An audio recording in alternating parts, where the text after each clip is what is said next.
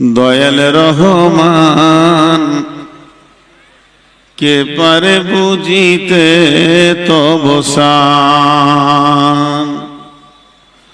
মা বাপ ছাড়া হয় পিতা আদম, বানাইলেন নিজ হাতে।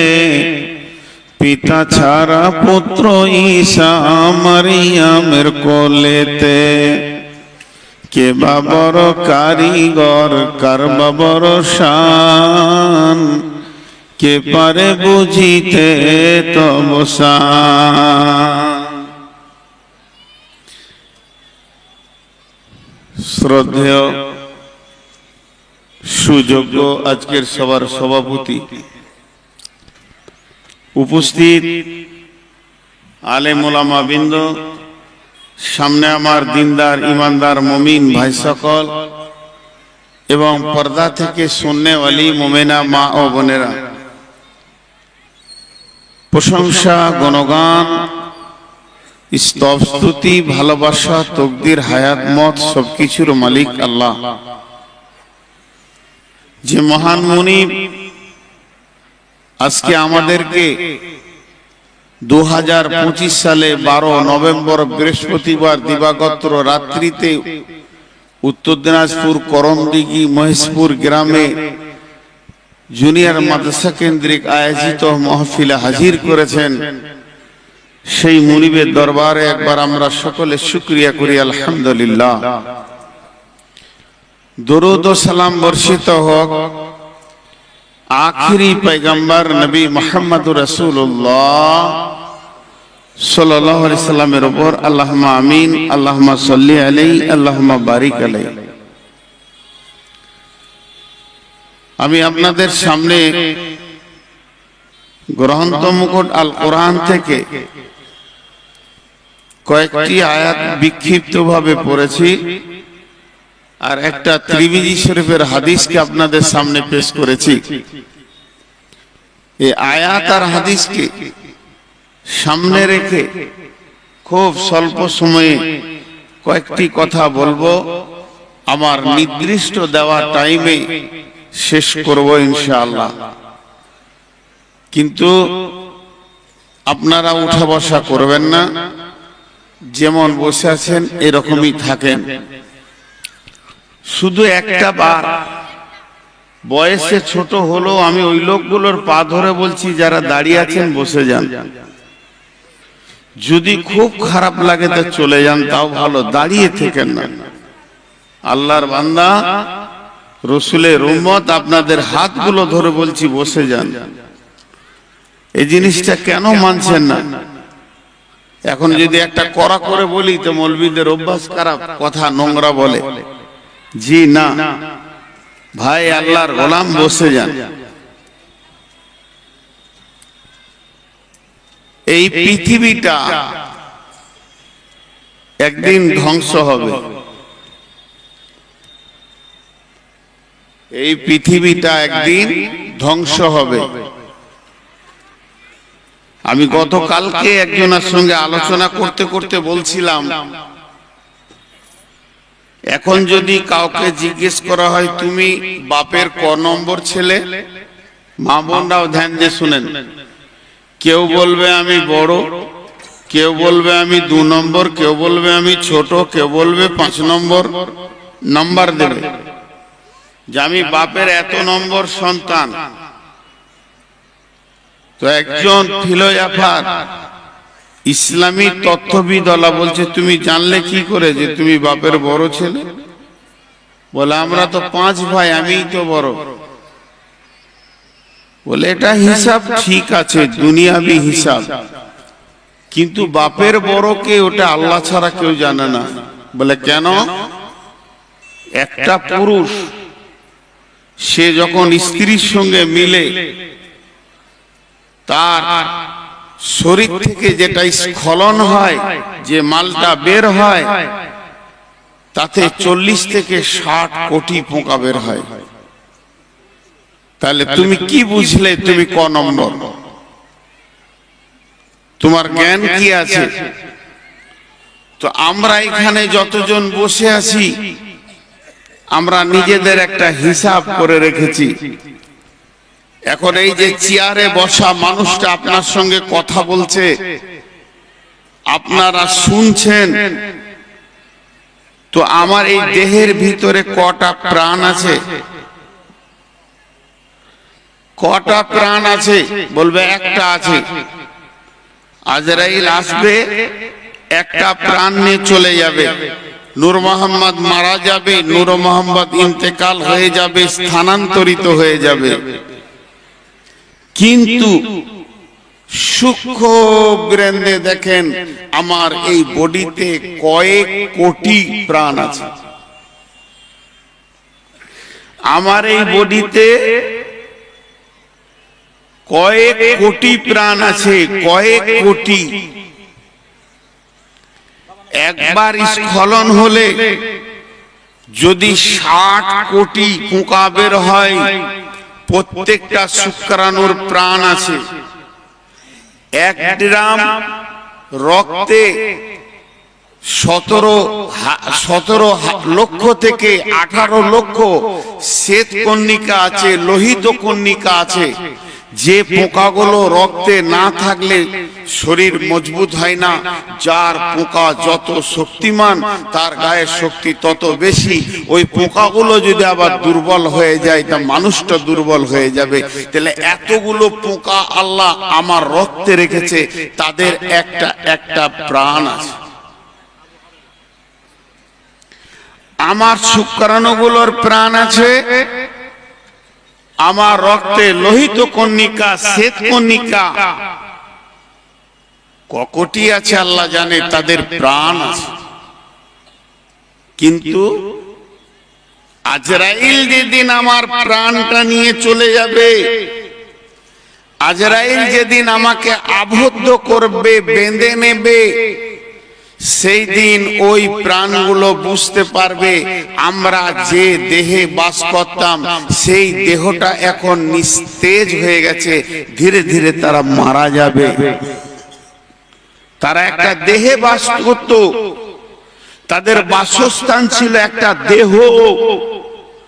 ওই দেহটা যখন মারা যাবে, বাকি পোকাগুলো মারা যাবে। তাহলে আমি এই উদাহরণটা দিলাম কেন? এই সারা পৃথিবীটা আল্লাহর মাখলুক, যেদিন পৃথিবী ধ্বংস হবে, যারা পৃথিবীতে বাস করছে তারা বেঁচে আর থাকবে না। এই সারা পৃথিবীটা আল্লাহর মাখলুক, যেদিন পৃথিবী ধ্বংস হয়ে যাবে, পৃথিবীতে যারা বাস করছে তারা আর বেঁচে থাকবে না, মরবি মরবি মরবি। আর একটা উদাহরণ দিব, আমি আয়াতের দিকে চলে যাব।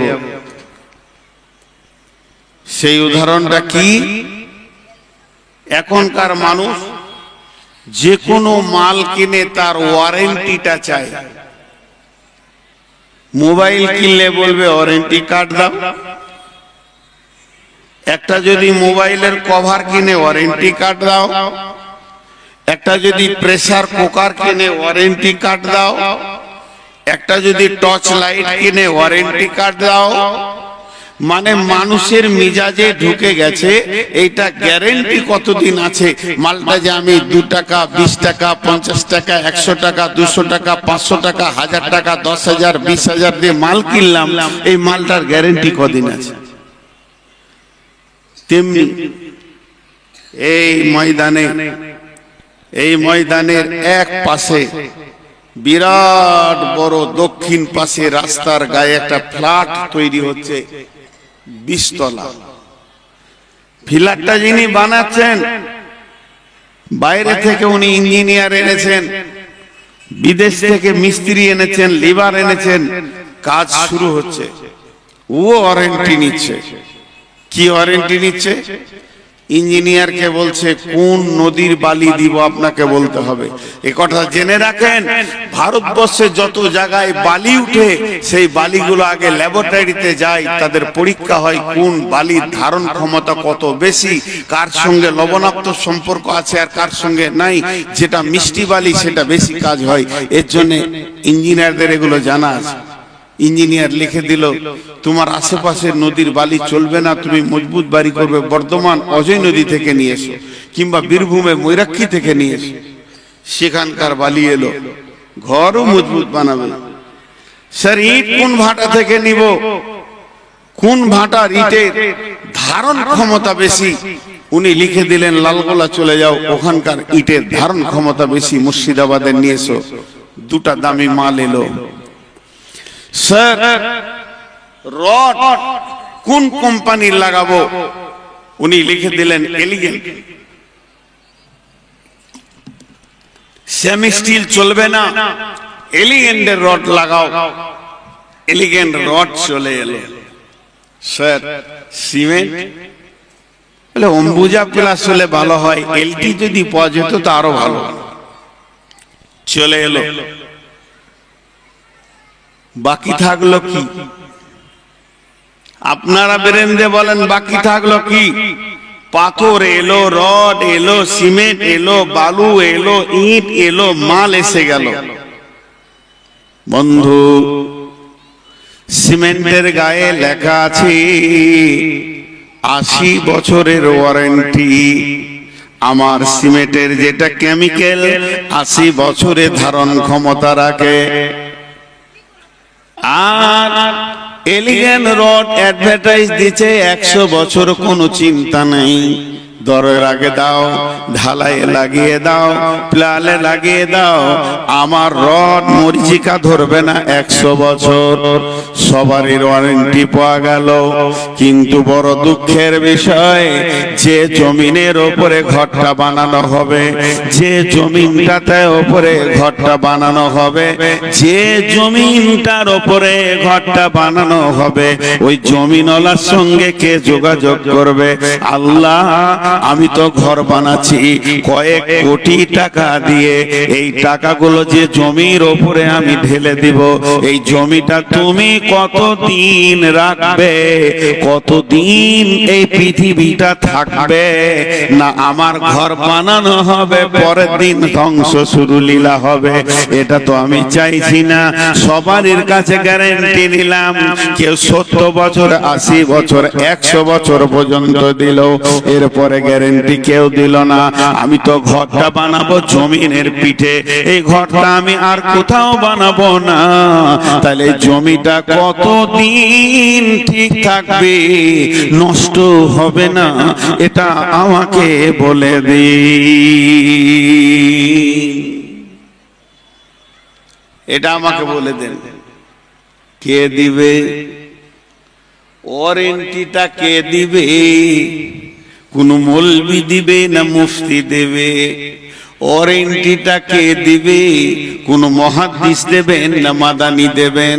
ওয়ারেন্টিটা কে লিখে আনবে মাবুদের কাছ থেকে? আমার হাতে ধরিয়ে দিবে, আপনার হাতে ধরিয়ে দেবে। বন্ধুরে, এটা কোনো প্রসেসিং নাই, এটা কোনো রাস্তা নাই। তবে আমার নবী বলে গেছেন, তিনি ইসলামের দায়িত্বভার নিয়ে, কোরআনের প্রচারের দায়িত্বভার নিয়ে পৃথিবীতে এসেছিলেন। এই উম্মতের যিনি দায়িত্ব নিয়ে এসেছিলেন, তিনি বলে দিয়েছেন, উম্মত রে, তুমি এই পৃথিবীতে কতদিন থাকবে? উম্মত রে, তুমি যে ঘর বানাবে তো কতদিন থাকবে? লা তাকুমুস সাআতু ফিল আরদি হাত্তা ইয়াকালা আল্লাল্লাহ। পৃথিবী ধ্বংস হবে না, কিয়ামত কায়েম হবে না, এখানে জালজালা হবে না, ভূমিকম্প হবে না, বাড়ি ঘর ভাঙবে না, রোড নষ্ট হবে না, হাওয়া বইবে, নদী বইবে, হাওয়া চলবে, মৌসুম চেঞ্জ হবে, জমিন ফসল দিবে, জমিনের কাজ জমিন করবে, রেল চলবে, প্লেন উড়বে, বাস রোডে দৌড়বে, সব নিজাম ঠিক থাকবে, সূর্য উঠবে ডুববে, চাঁদ উঠবে ডুববে, এতদিন সব ঠিক থাকবে। কতদিন? বিশ্বনবী বলছেন যখন এই মাটিতে একটা আল্লাহওয়ালা থাকবে।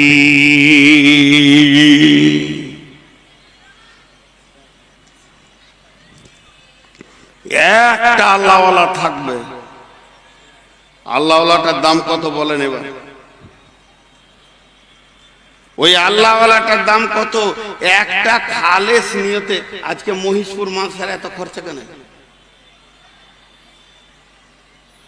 মহিষপুর মাদ্রাসার কমিটিকে আমি প্রশ্ন করছি, শুধু মহিষপুর নয়, যত মাদ্রাসা কমিটি বসেছেন আমি প্রশ্ন করছি, আপনারা শুরু থেকে শেষ পর্যন্ত বছরে 20 লাখ, 50 লাখ, 30 লাখ, 70 লাখ, 80 লাখ খরচা করছেন কেন? খেপা কুকুরে কামড়িয়েছে, গাঁজা খেয়েছে, মাথা নষ্ট হয়ে গেছে, টাকাটা নষ্ট করছে। উদ্দেশ্য একটাই, আল্লাহওয়ালা তৈরি হোক, পৃথিবী শান্তি হবে। সকলের উদ্দেশ্য, মহিষপুর মাদ্রাসা কমিটির উদ্দেশ্য আর কোন মাদ্রাসার কমিটি উদ্দেশ্য, সব মাদ্রাসার কমিটির একটা উদ্দেশ্য, আল্লাহওয়ালা বানাতে রাখ, আল্লাহওয়ালা বানাতে রাখ। আমি এখনো বায়ানে যাইনি, ভূমিকায় আছি। মেন বায়ানে যখন যাব আপনি উঠবেন না। বড় দুঃখের বিষয়, এই মহিষপুরে এবার নিয়ে 3-4 বার আসা হয়ে গেল।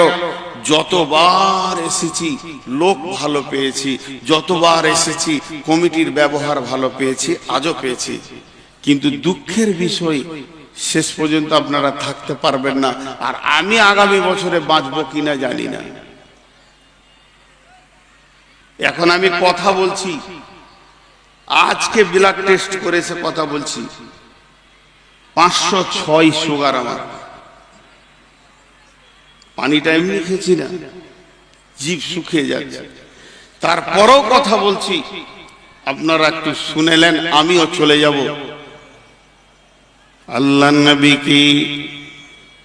আল্লাহর নবীকে ঘন ঘন প্রশ্ন করা হতো, উল্টা পাল্টি প্রশ্ন করা হতো।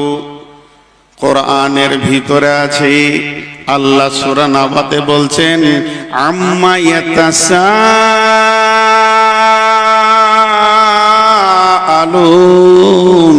আনিন নাবাইল আযীম আল্লাযী হুম ফীহি মুখতালিফুন।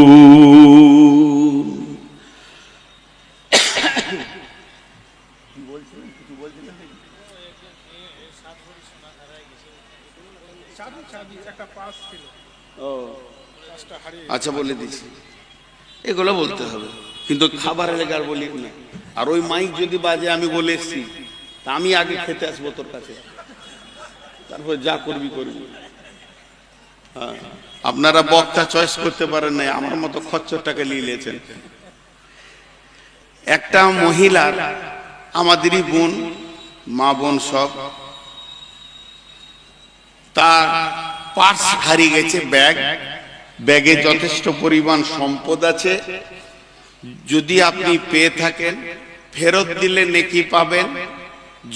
তার ব্যাগে যথেষ্ট পরিমাণে সম্পদ আছে, যদি আপনি পেয়ে থাকেন ফেরত দিলে নেকি পাবেন।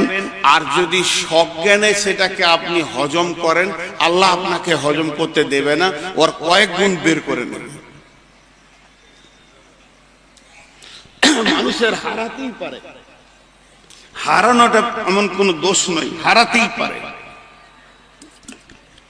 আপনি যদি সজ্ঞানে সেটাকে হজম করেন, তাহলে আল্লাহকে আপনাকে জবাব লাগবে।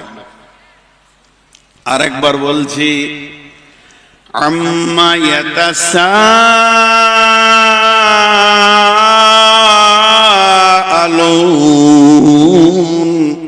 আল্লাহ এত জোর টান মারলে কেন? আল্লাহ তার নবীকে বলছে, নবী রে, হে আমার প্রাণ প্রিয় নবী, তোমাকে কি বিষয়ে ওরা প্রশ্ন করছে? কি বিষয়ে প্রশ্ন করছে গো? বলো। তোমাকে উল্টা পাল্টি করছে।